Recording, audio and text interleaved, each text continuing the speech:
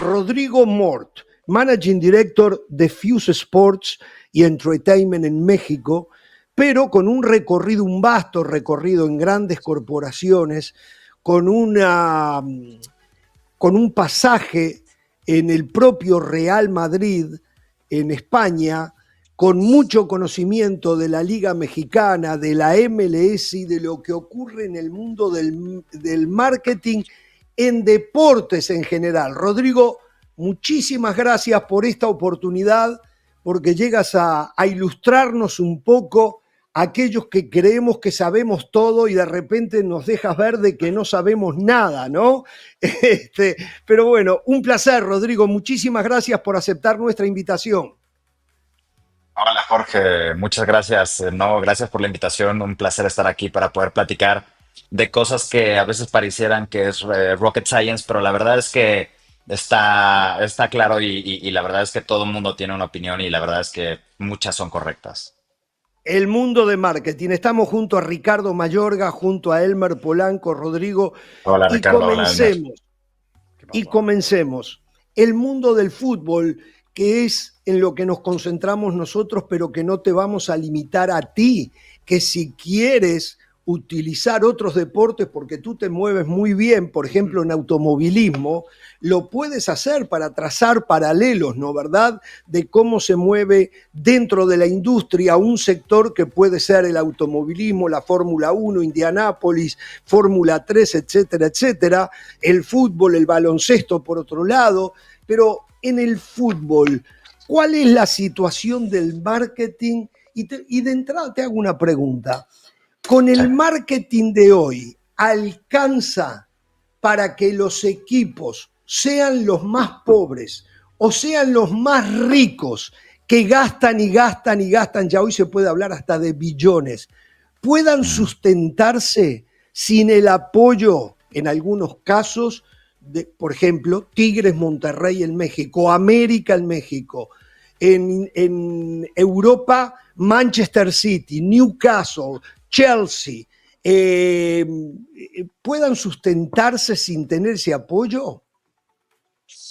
A ver, el marketing, llamemos deportivo o el marketing como llamemos como uno de los pilares principales de ingresos para un club, sí es probablemente el segundo más importante que tenga el club. El primero, como todo el mundo lo sabe, son los derechos de televisión, ¿no?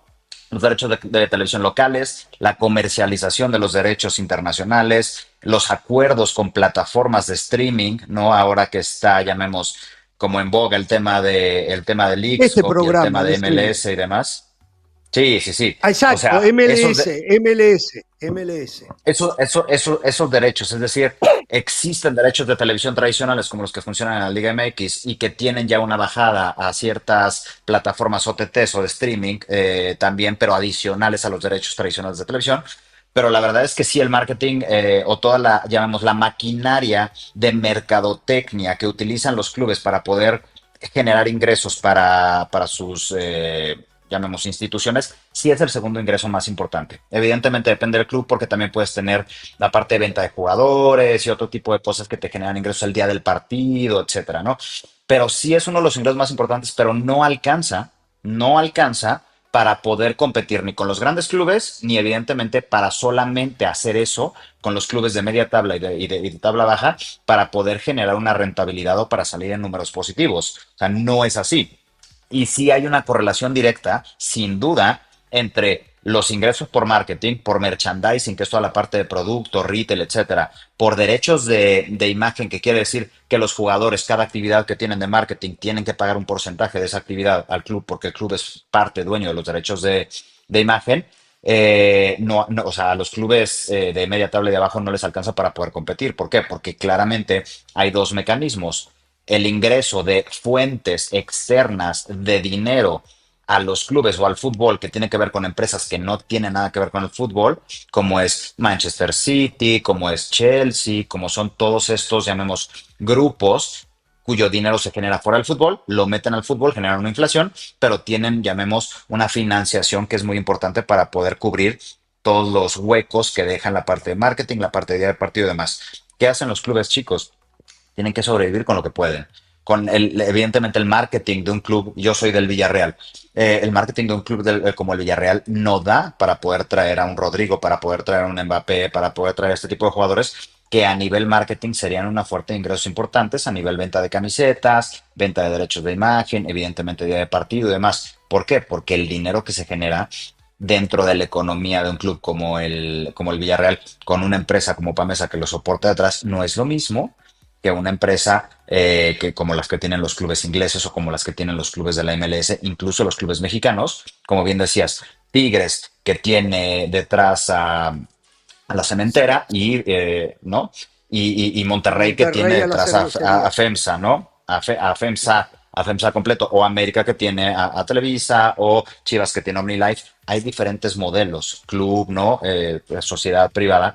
Y aunque el marketing es muy importante, porque si no haces marketing y marketing tiene que ver con tema de promoción, con tema de activación, con tema de utilizar tus propiedades, también tiene que ver con un tema de comercialización. Si no, pregúntenle a Florentino y al Real Madrid. O sea, la renovación del estadio, que hoy no puede usar, ¿no? Pero la renovación del estadio tiene que ver con elementos puros de marketing para poder generar otros, llamemos, revenue streams diferentes al fútbol para poder rentabilizar un club como el Real Madrid, que tiene que ver toda la parte de eventos extra que se iban a generar en el Camp Nou, que hoy están vetados por un tema de insonorización que no está funcionando, pero todos esos elementos son caminos que los clubes deben de buscarse a nivel de estrategias de marketing y estrategias comerciales para poder solventar lo que no se genera a través tanto de partido como de derechos de televisión, como tema de merchandising y marketing.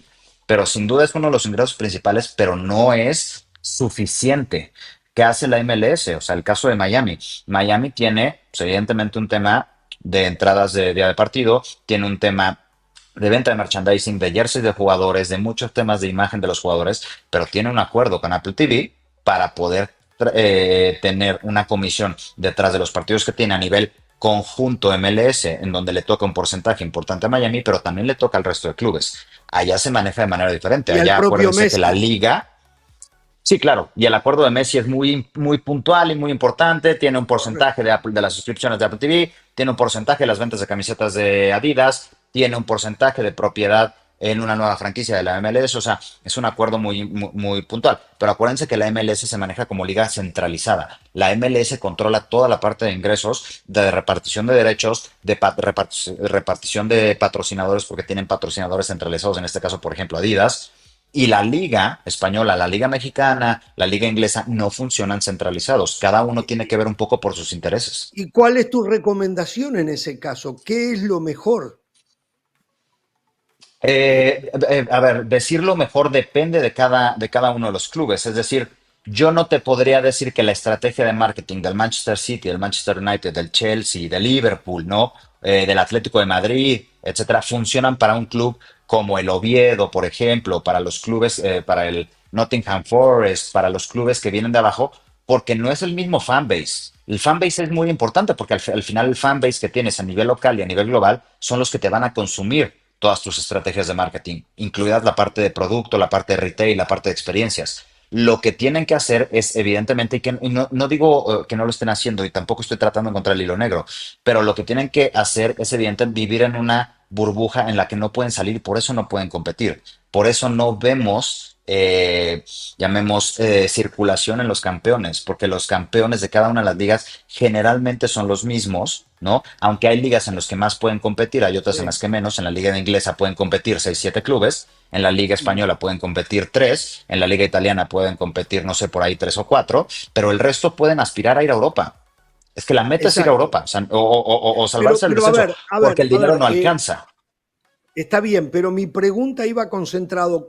¿Cuál es la mejor estrategia? ¿Lo que hace la MLS, que lo hace como una corporación, o como ocurre en la MX, ocurre en España o ocurre en Inglaterra, que cada uno negocia Ujú, sus derechos? Por ejemplo, había un proyecto en la MX de Juan ujú, Carlos Rodríguez que venía con ujú. unos inversionistas, pero una de las requisitorias o requerimientos era poder negociar todo en bloque, algo que no Ujú, quisieron ujú, los equipos, ujú, tengo ujú. entendido. ¿Cuál es tu recomendación? Yo, por ejemplo, no estoy convencido todavía de que la decisión de la MLS de haberse ido en streaming a sus partidos haya sido la correcta. Sin embargo, el fanbase, hoy nos enterábamos, mañana vamos a hablar de eso, el fanbase hoy de la MLS en redes sociales, en streaming, es superior ya a la MLB, a la MLB, o sea, al béisbol. Entonces, Correcto. ¿cuál es tu recomendación? ¿Qué aconsejarías tú, Rodrigo? A ver, en el tema del fútbol mexicano es muy claro el por qué no se puede, por los grupos, hay grupos de poder, ¿no? Hay grupos de poder, sabemos que son básicamente cuatro grupos de poder, que ellos concentran la mayor cantidad de los derechos de televisión porque sus franquicias, sus equipos valen comercialmente lo que la gente y las plataformas están dispuestas a comprar y a pagarles por transmitir sus partidos. Y de ahí se despliega un mecanismo económico que ya luego tiene que ver con el tema de venta de anuncios de televisión, el tema de virtuales, el tema de lo que sucede en pantalla y demás, ¿no? Y claramente un equipo como América, como Chivas, Monterrey, Tigres, etcétera, por ahí Cruz Azul, Pumas, etcétera, no están dispuestos a que se haga una línea simplemente en donde todos se reparten de una manera, llamemos, más equitativa y menos dispareja, porque no tiene nada que ver lo que genera un club como América con lo que genera un club como Juárez, o como Puebla, o como Atlético de San Luis. Entonces, claramente ellos pelean por tener esa diferenciación que les permita tener un ingreso mayor para poder competir de mejor manera en una liga que la mexicana por lo menos tiene una variación de campeones mucho más amplia que las de Europa. Yo lo que recomiendo es el modelo de la MLS es infalible, porque si bien, hoy déjenme ponerlo así, si bien no habían crecido deportivamente en muchos años, ¿se acuerdan que en aquel 1990 decían que en 20 años iban a ser campeones del mundo, etcétera? Exacto. Eh, ¿No? No han crecido deportivamente al ritmo que la selección de Estados Unidos debería o que los clubes de la MLS deberían. Hoy no están lejos tampoco de la Liga MX y lo hemos visto en Leagues Cup, lo hemos Claro. visto un poco menos en Mundial de Clubes con sus bemoles, ¿no? Porque pues, la MLS está en actividad, la Liga MX acaba de empezar, etcétera. Pero el modelo económico que tiene la MLS es infalible porque genera revenue para todos los involucrados. Evidentemente, los involucrados también participan. No es el mismo revenue que se lleva el Inter de Miami ahora mismo, ¿no? O el LAFC o el Galaxy, que lo que se lleva tal vez, no sé, Columbus. el equipo de Vancouver, el Columbus, el Austin FC, por ejemplo, Claro. claramente no, porque no están generando lo mismo. Aquí lo que tiene que ver, la repartición y el control de la economía tiene que ver con quién genera mucho para que entonces a ese que genera mucho se le regrese mucho, pero de una manera en la que otros clubes no queden desprotegidos tampoco para que puedan competir. La MLS no hay descenso Clarísimo. tampoco, entonces es complicado hacerlo. Te voy a poner un ejemplo, la pregunta eterna, ¿por qué las mujeres no ganan lo mismo que los hombres? Pues porque los hombres, el fútbol varonil produce una cantidad de dinero que amerita que haya reparticiones de ese tamaño. No digo que sea justo o injusto, pero ¿no? Las mujeres están en proceso de empezar a generar este nivel de dinero y este nivel, llamemos, de ingresos para que sea un poco más justo la repartición. Pero a nivel estrategia, lo que hace MLS no se puede negar. ¿Por qué? Porque son los mismos, no las mismas personas, pero es el mismo concepto lo que hace NFL. NFL es una liga de 6 meses y es la liga más rentable del mundo sin comparación con ninguna otra. La que más ingresos genera y la que más revenue genera para los clubes involucrados. Y no solo eso, los clubes o las franquicias de NFL son las más valiosas de todo el deporte mundial, por mucho, ¿no? Poniendo a los Dallas Cowboys hasta arriba, que están casi en 13 mil millones de dólares de valor. No hay un club de fútbol, o por ahí está el No Manchester haya eso. United, no me acuerdo, que esté en el top 10. Y son equipos de NFL, de MLB y de NBA. ¿Por qué? Porque la NBA se maneja igual. La LMB se maneja muy parecido. Lo mismo pasa con la NHL, aunque la NHL es mucho más chiquita Y no por, hay digamos, descensos en simplemente por esas el tipo de ligas. deporte que son. No hay Y no descenso hay en esas descensos, ligas. correcto. No está en Y no hay riesgo, descenso en capitán. estas Ricardo, ligas. A ver, Ricardo. estaba escuchando con atención a Rodrigo con el tema de la centralización de los derechos. México no lo hace, pero España sí e Inglaterra sí. ¿Por qué Ya los No, México no derechos de entra televisión, sí. Sí, exactamente. a los derechos. ¿Por qué México no ha podido entrar en esa dinámica de vender el paquete? Es decir, haya explicado lo de los grupos de poder y estamos de acuerdo. Es Mm, decir, la pelea mm. Televisa, TV Azteca, Iraragorri, los Martínez, bueno, todo eso lo tenemos claro. Pero ¿por qué no se ponen de acuerdo? ¿Es un problema personal que no les permite sentarse a trabajar? Porque están matando el fútbol. Pues mira, llevan matando al fútbol, no sé, 30 años y el fútbol no se muere, ¿no? Lo que quiero decir es, sí, lo que quiero decir es, estos grupos de poder saben el poder que tienen y lo que controlan y que los derechos de televisión se comercializan como ellos deciden. y está bien, porque no estamos hablando de un monopolio, estamos hablando ni siquiera ya de un duopolio, porque existen las plataformas que también compran los derechos Ujú. para transmitir, pero ellos entienden que no pueden ponerse de acuerdo porque el poder que implica tener una plataforma para, digamos, comprar o vender derechos de televisión de ciertos clubes para poder comprar esos ciertos clubes es mucho mayor que el que podrían tener juntándose en una sola, llamemos, consolidación de los derechos de transmisión. Cada quien pelea por sus intereses, ¿no? Y claramente así es como sale más rentable para las propiedades de las que son dueños estas plataformas de transmisión. A Pero estas plataformas de transmisión, sin ponerle nombre, no le importa si el Juárez o el Atlético de San Luis viven o mueren. Lo que importa es que ellos sigan viviendo, compitiendo y sigan ganando títulos y compitiendo internacionalmente. Lo entiendo desde un punto, pero es un tema un poco egoísta porque no favorece al fútbol, favorece a ciertos pilares o a ciertas propiedades dentro del fútbol. ¿y cómo hicieron en Inglaterra que no vale lo mismo el City o el United que el Burnley? Allá también. Es decir, no pueden ganar lo mismo, pero todos se juntaron en un solo paquete. ¿O cómo hacen en España? Aunque sé que en España Madrid y Barcelona sí se oponen al modelito. Ellos no les gusta el Ujú. modelito, pero están aceptándolo. Claro, a ver, ahí el tema es del control y del poder que tiene la liga sobre ciertas situaciones, que no es el control y el poder que tiene la liga en México sobre estas mismas situaciones. Es decir, en Inglaterra, la diferencia del reparto entre el primer lugar de la liga inglesa y el último lugar de la liga inglesa creo que no supera los 30 millones de libras, la diferencia. En España sí, lo que ganan Real Madrid, Barcelona y Atlético de Madrid supera o sea, en muchísimo, estoy hablando de 100 millones, 150 millones, Y se ve en lo la que gana el cancha, último club. se ve en la Y se cancha, ve, por y eso se hay ve en la menos cancha. Por eso en competencia. Inglaterra hay 7 equipos que pueden ser campeones y de pronto hay Claro. sorpresas como la de Leicester, vaya este tipo Sí. de cosas, los Wolves compiten bien, o sea, hay sorpresas porque la diferencia está ya no en la repartición, está en la gestión de la repartición y cómo se utiliza esa repartición para poder tener jugadores y para poder competir. Y evidentemente ya en otro tema que es más deportivo, cómo manejas las fuerzas básicas y cómo manejas, llamemos, el desarrollo de los futbolistas.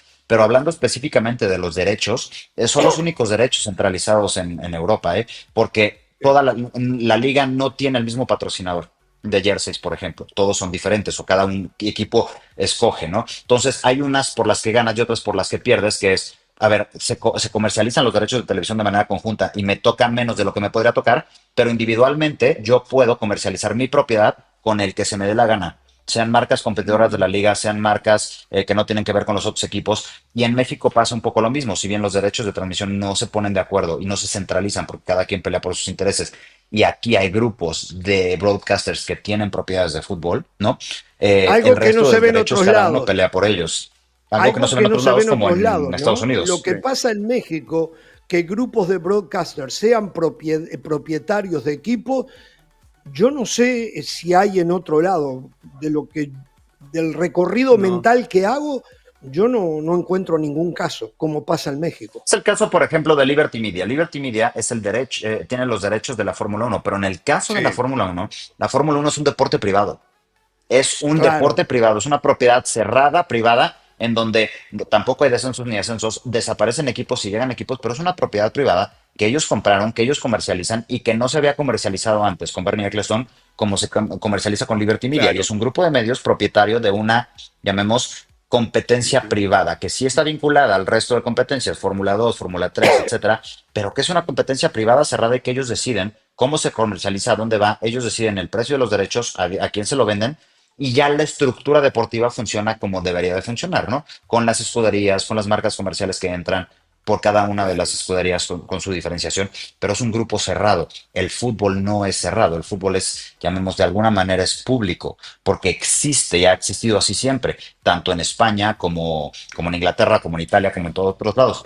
En Estados Unidos no existía una liga hace muchos años, sé que, bueno, existe desde que estaba Pelé, pero no era ni cerca, ni Sí, cercanamente lo mismo. la Cuando se NISL. centraliza, correcto, cuando se centraliza la MLS empieza a generar un negocio. Entonces estás en la pelea de qué prefieres, competir al nivel, llamemos, alto, como pueden llegar a competir clubes de Brasil, clubes de Argentina, incluso clubes de México, versus generar realmente una rentabilidad justa en donde todo el mundo más que sobrevive, sino puede seguir compitiendo como la MLS y entonces es el círculo perfecto económico o es el círculo imperfecto deportivo en donde eres de los mejores, pero tampoco eres un negocio, ¿no? O sea, porque no me digan que Boca es un gran negocio, o que River es un gran No, negocio, o que hay no, clubes no, ¿no? no De estoy Colombia o equivocado de Brasil entonces. No incluso que estoy, no son un Sí, gran no estoy negocio. equivocado. de No acuerdo. La estoy. A vertical mí de me marketing es bien sorprendió importante. Polanco.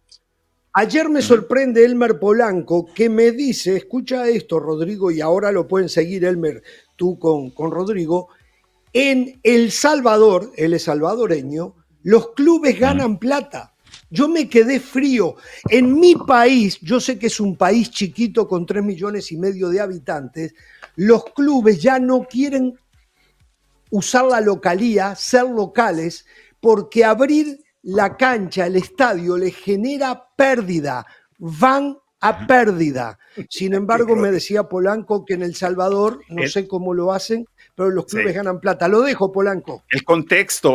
Saludos, Rodrigo. El contexto es básicamente con los Saludos. sponsors, con lo que la gente llega, que no es que los estadios están 100% llenos. No todos los equipos tienen estadios 100% llenos, pero con los sponsors y el respaldo que tiene, les alcanza para sobrevivir a algunos equipos. Y le preguntaba a un par de colegas vinculados también a lo que es el poder en la parte superior. Me dijo, esto es un negocio. Nadie quiere soltar la silla de presidente del FAS, de Sí. presidente de Alianza o de presidente del Águila, que es el equipo más popular de mi país. Entonces, Ujú. trabajan de una forma, no sé si muy artesanal, muy orgánica, o cómo se puede explicar este fenómeno local, Rodrigo. Mira, yo creo que tiene que ver con un elemento muy, no sé si básico, pero con un elemento muy simple que es controlar tus costos. O sea, si tú tienes una estructura de costos de operación fijos que puedes solventar con tus ingresos, sea de día de partido, sea de merchandising, sea de derechos de televisión, sea de venta de jugadores, y no superas, porque económicamente esto funciona hasta en la vida, no superas Claro. tus ingresos con tus egresos, puedes sobrevivir y puedes mantenerte. El problema es que la inflación del fútbol llama a otra cosa. O sea, ¿cómo va a competir un equipo como Juárez, como Puebla, cuando equipos como América gastan lo que gastan en jugadores Sí. europeos, o Tigres gastan en Ángel Correa, o Monterrey en Sergio Ramos, porque tienen el respaldo de una empresa que es financieramente sólida y que inyecta dinero no generado por el fútbol al equipo y al club? Pues claramente no va a haber números rojos en esos equipos, ¿no? Y van a poder contratar este tipo de jugadores. Pero clubes pequeños, como los que mencionas, tienen que Sí. cuidar mucho su estructura de costos y de gastos fijos y de todo lo que tienen que pagar más allá de todo lo que ingresan. Y lo que ingresan tienen que ser por lo menos un poco superior a eso para mantener números negros que no les permitan irse a quiebra, o que, como platicaba yo el otro día con Jorge, tengan que empezar a vivir en un mecanismo de deuda, que para ciertos Exacto. formatos funciona, como los Sí. clubes deportivos, pero para sociedades anónimas no funciona. Sí, Ahora, básicamente ¿cuál es todos el los Bueno, equipos, fenómeno todos los equipos se de mueven Brasil? en ese rango en el que no hay un poderoso que tiene más plata que otros. Incluso hay una multipropiedad. Tiene tres equipos, cuatro equipos tienen ya. Entonces se manejan Ujú. con una misma regla. O sea, no es que le van a poner más plata a la Alianza, que es el niño bonito, que es el campeón, contra Águila, que es el más popular del país. Los mantienen a todos en la misma línea y la misma línea que los demás contendientes. Entonces pero tienes entonces hay como una tienes competencia como más un terreno pareja. en el cual nadie aparece como el América, como el Real Madrid del Salvador. Claro. No, básicamente todos se vuelven a un mismo límite, digamos, salarial, por así Claro. decirlo. ¿Ya? Sí, Entonces, pero ¿Y es que cuál es todo el el mundo le fenómeno? quiere prestar dinero al Barcelona o al Real exacto, Madrid, porque lo que exacto. está Claro. detrás de prestarle dinero al Barcelona y al Real Madrid apalancado es muchísimo más valioso que lo que un club, una sociedad anónima como el Alavés podría poner sobre la mesa para tener un préstamo para poder Claro. competir en este sentido. O sea, ¿Hasta también tiene cuándo que van ver a con el aguantar valor Real de Madrid y marca que han creado. Barcelona?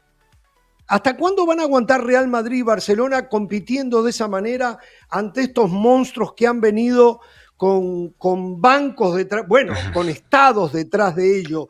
En algún momento Real Madrid y Barcelona tendrán que aceptar también la privatización de estos equipos, pasar a ser de accionistas. No sé si la privatización del club como tal, pero sí de la privatización y comercialización de assets que tienen los clubes. Es decir, Real Madrid perfectamente podría privatizar a Valdebebas, ¿no? para para generar otro tipo de ingresos. Ah. El Barcelona podría hacer lo mismo con sus instalaciones. No creo que la propiedad llegue a ser vendida para tener ya un grupo de accionistas, una mesa directiva, un tema de reparto tal vez de accionario, como ahora tiene el América, por ejemplo, que ya Pero cotiza en bolsa. Florentino ya lo No creo que propuso, lleguen ahí. Rodrigo. Florentino Sí, ya sí, se sí, lo Florentino propuso lo a los propuso porque ve propios socios. sí, Florentino ya porque ve propuso que los perfectamente que no puede propios... competir. Claro, es que allá él Exactamente. hizo los estatutos para que un presidente tiene que ser, allá no hay sino dos posibles presidenciables del Real Madrid, o Florentino o ¿cómo se llama el dueño de Sara? Ortega. Ujú. Ortega, Amancio, no hay Amancio. más. Exacto, no hay más. Entonces los estatutos Pero es del que en los Madrid están estatutos del limitados. Real Madrid Exacto. está que el presidente del Real Madrid tiene que apalancar el presupuesto anual del club con un 20% de su propio dinero. Es decir, tiene que Claro. haber una fianza del presidente que pueda justificar por lo menos el 20 o 25% de del presupuesto del club anual. Entonces, detrás de esto, Sanchís jamás podrá ser presidente del Real Madrid. No, Un no, exjugador claro. sería rarísimo que pudiera ser presidente del Real Madrid. no, Cristiano podría, pero Guti no podría. No podría hacerlo, Claro. no sé si Iker Casillas podría Ni hacerlo. Raúl Entonces, ni claramente, Butragueño. ni Raúl ni Butragueño, ni, o Ni Hugo sea, Sánchez. vaya, o sea, Menos ni que ese Hugo Sánchez extranjero. que pasaron por ahí. Lo Exacto. mismo pasa en el Barcelona, lo mismo pasa en el Barcelona. Pero lo que te digo es, hasta el día de hoy el Real Madrid y el Barcelona compiten con Manchester City, con Manchester United, con Chelsea, con Liverpool de esta manera. No sé cuánto tiempo va a pasar en lo que dejen de competir, pero al día de hoy el mecanismo de deuda que estos clubes manejan les está ayudando a poder hacerlo. Incluso claro. equipos como el Atlético de Madrid tienen inversiones en otros lugares, como México con el Atlético de San Luis, Sí. y aún así compiten de alguna manera. Lo que quiero decir es, dinero hay, la gestión es la clave, la gestión financiera es clave, la gestión comercial es clave, la gestión operativa es clave y evidentemente la gestión de marketing es clave para poder saber cómo comercializar nuevos productos todo el tiempo. No siempre son los mismos productos y no siempre son los mismos mercados para poder hacerlo. A ver, El Rodrigo, fenómeno lamentablemente el Brasil, tiempo... no, le Sí, quería adelante, preguntar muy adelante, corto, adelante, Ricardo. ¿cuál es el fenómeno Brasil? Porque Brasil en este momento es una competencia similar a la de Europa. Brasil está en nivel de Europa en comercialización, en derechos, en sueldos, en plata. ¿Cuál es el fenómeno, Rodrigo? Usted que lo vive de cerca.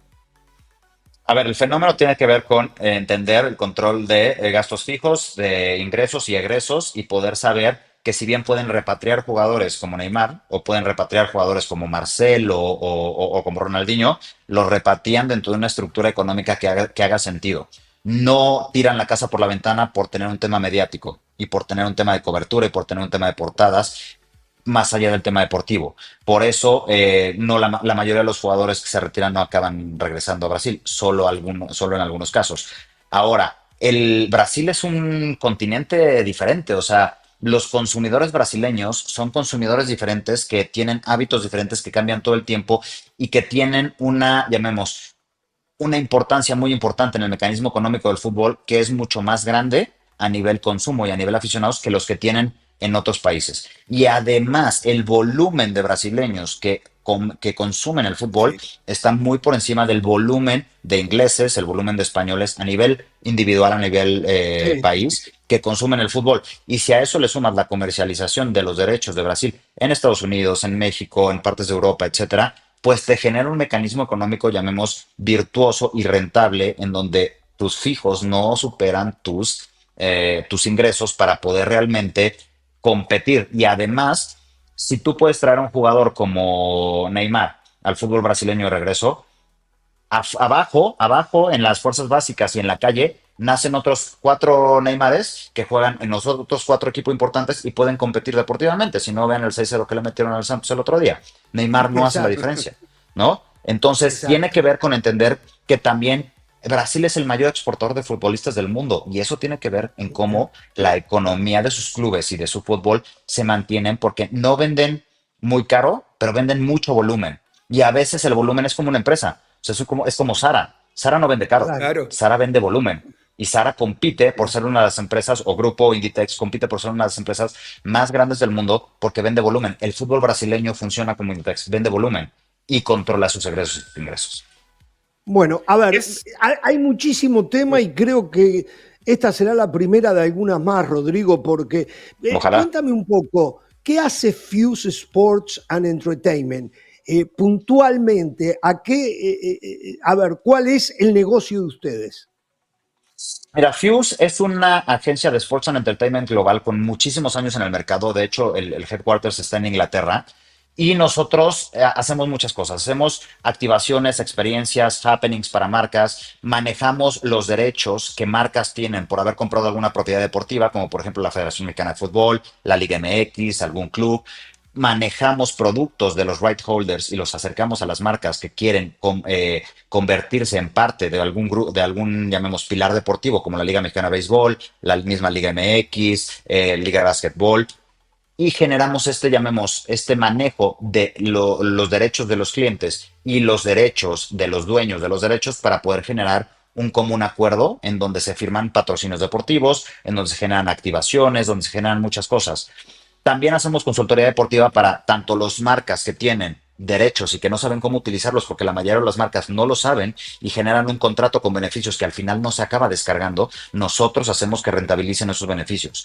Generamos este tipo de consultoría, generamos acercamiento de atletas y de assets deportivos a las marcas, generamos consultoría de marca. Y te voy a poner un ejemplo de lo que también hacemos. El deal de Ferrari con HP lo hicimos globalmente nosotros a través de la oficina Wow. de Inglaterra, ¿no? Este tipo de acuerdos en donde una propiedad deportiva como Ferrari va a cambiar de nombre de escudería y de patrocinador principal, lo ponen sobre la mesa y nosotros lo tomamos como un producto que comercializamos con marcas que son del grupo del cual pertenecemos, que es OMG, o por fuera, y generamos, llamemos, visibilidad, atracción, estrategia, evidentemente, y generamos vínculos entre propiedades deportivas, marcas y llamemos los diferentes colectivos que existen en el mundo del deporte y del entretenimiento para que sucedan este tipo de acuerdos y de cosas. Por ejemplo, hacemos también a nivel de entretenimiento el show de inicio de la final de la Champions League. Lo gestionamos nosotros a través de un cliente global que es Pepsi para que se genere una experiencia deportiva diferente conectando el entretenimiento con el deporte. Entonces, es una agencia, llamemos, no 360 es una tontería decir porque 360 regresar al mismo lugar, pero somos una agencia 180 que genera diferentes verticales y diferentes modelos de negocio dependiendo de lo que quieren las marcas, de lo que quieren los dueños de los derechos y sobre todo de lo que quiere el consumidor allá afuera a nivel vivir experiencias deportivas, de entretenimiento, música, festivales culturales, gaming, esports. Ojalá nosotros les Fantástico. interesemos, ¿no? Esperemos que a nosotros les interese. Busca la forma. Una cosa, a ver, dame, y con esto te despido por esta vez, pero te dejo comprometido para que haya una segunda oportunidad, porque la verdad que este tema Por es supuesto. vastísimo. A ver, el futuro del fútbol está en Arabia Saudita o en los países árabes. El fútbol. A ver, FIFA quiere creer que no y por eso tendremos un mundial en 6 sedes que a mí no me hace sentido, pero bueno, no porque tendremos las 3 de Sudamérica y las 3 de Europa, pero venimos de Eso es una Qatar, locura. ¿no? Venimos de Ujú. Qatar, luego Claro, vamos, y seamos honestos, vamos a Estados Unidos, ¿no? Porque el 80% del mundial es en Estados Unidos. Luego claro. volvemos al pueblo, ¿no? Volvemos a la gente, a donde nace el fútbol, a Uruguay, a Portugal, No, España, pero eso es pero una luego nos vamos a mentira. Arabia Saudita. Luego nos vamos a Arabia Correcto, Saudita otra vez. Y espérense, o correcto. sea, pronto va a haber un mundial en India y va a haber un mundial en China. O sea, ¿por qué? Porque son los países no solamente que pueden pagarlo, sino que podrían organizarlo pasado mañana, de alguna manera, por decirlo, por el Sí, potencial claro, económico claro, que tienen. Claro. Ahora, no se puede abandonar las raíces del fútbol. O sea, ver un mundial en algún momento en Colombia debería ser viable. Ahora, socialmente y económicamente no es viable. O ver un mundial en Italia, pues es complejo. Ver un mundial en España, pues ya tendrá, pero está divididas las sedes, aunque podrían convertirlo. Ver un Sí. mundial en Inglaterra, pues es viable. Alemania es totalmente viable. Pero de pronto un mundial en Polonia yo no lo veo, ¿no? O un No, mundial no. solamente en Países Bajos es complicado. Entonces, sí tiene que, no te quiero decir que todo tiene que ver con dinero, pero mayormente tiene que ver Casi con eso todo, para hacer, pero sí. casi mayormente todo. tiene que ver con eso para asegurar la viabilidad de un evento de este tamaño, porque los intereses que están detrás de un evento de este tamaño, deportivos, económicos, políticos, sociales, comerciales, son tan grandes que no lo puedes poner en riesgo. Y no te puede pasar lo que pasó en el 86 con Colombia y que no lo puede hacer y luego llega a México. O Claro. sea, eso no te Por puede eso volver lo a tiene pasar. Y lo México. mismo pasa con Olímpicos. Y lo mismo pasa con Olímpicos. Los siguientes Juegos Sí, Olímpicos son en claro. Los Ángeles. Ahora va a ser en Los California podría ser un país por sí solo. O sea, hay Exacto. una clara línea que construye detrás de eso. Rodrigo, Antes que se vaya, Jorge, antes que se vaya, sí. Por ¿es favor. México la selección, Rodrigo, con Sí. más patrocinadores en el mundo, como la historia que nos han vendido? Sin duda. Y más en Sí. este mundial. O sea, este mundial han aumentado alrededor del 30% la capacidad de ¡Uh! patrocinadores que tienen. Tienes Tienen razón. diferentes tiers de patrocinadores, ¿no? El socio comercial, que es la marca que los viste, Adidas. Luego tienen el tier uno que son patrocinadores, no me acuerdo cuál es el término, pero es el tier 2 de patrocinadores en donde están los Coca-Cola, los AT&T, los Banorte, los Caliente. Luego hay un tercer tier, que son patrocinadores asociados, en donde vienen otro tipo de patrocinadores, en donde está Corona, por ejemplo, y este tipo de Gris y este tipo de marcas. Y luego hay un tier 4 en donde vienen proveedores oficiales, en donde están, por ejemplo, los de servicios. Pero el volumen de patrocinadores se ha incrementado por lo menos en un 30% detrás de lo que veníamos en Rusia, luego Qatar y para México. ¿Por qué? Porque en México no hay fallas en este mundial. Comercialmente va a ser un éxito, deportivamente no lo sé, ¿no? Es Ah, complejo, ah, ah, pero comercialmente sucede. Y ahora, para el siguiente mundial en 2030, créeme que va a haber una caída de patrocinadores, porque hay muchas marcas que no tienen mercado comercial en las sedes en donde van a suceder el mundial, claro, entonces no les va a claro. interesar patrocinar una selección como México. Claro, Pero Uruguay con 3 siendo millones de 13 partidos en habitantes. México, Sí, claramente hay marcas muy pequeñas que están interesadas en patrocinar a la selección detrás de una inversión que no saben si van a poder rentabilizar porque es el momento de hacerlo. Y si no generas retorno de inversión económico, generas retorno de inversión de otra manera. Asociación con la FIFA, asociación con la selección, otro tipo de cosas que puedes aprovechar. Pero claramente tiene que ver con mercado. Si no hay mercado, no te vas a meter. Por eso no hay patrocinadores mexicanos en la Leagues Cup. Bueno, está por ahí Centenario, pero realmente está en Estados Unidos. O sea, patrocinadores mexicanos en Leagues Cup no hay porque el torneo sucede en Estados Unidos, no en México, ¿no? Y entonces es complicado ¿Es poder un entender error cómo hacerlo. ese? ¿Es un error ese? No, es un no, planteamiento de un torneo que funciona de esa manera. claro. Ahora, ¿el segundo No, país no, después de México tenemos en que el irnos, mundo es muchachos. Estados Unidos o es Brasil o es Alemania? Porque creo que en ese rango andaban los que más producen a nivel de comercialización, ¿no? Mira, yo te diría, no sé a nivel patrocinadores el número exacto, pero yo te diría que comercialmente la selección más importante del mundo es México, sin duda, a nivel patrocinios, a nivel derechos de Qué televisión, a increíble. nivel Qué aficionados, a increíble. nivel asistencia y a nivel venta de camisetas, sin duda. El número dos es Brasil, en los mismos conceptos, porque los brasileños y los Sí, mexicanos son los que más aficionados llevan siempre a los mundiales. Después debe estar por ahí Argentina, Alemania, España, Estados Unidos, Colombia, ¿eh?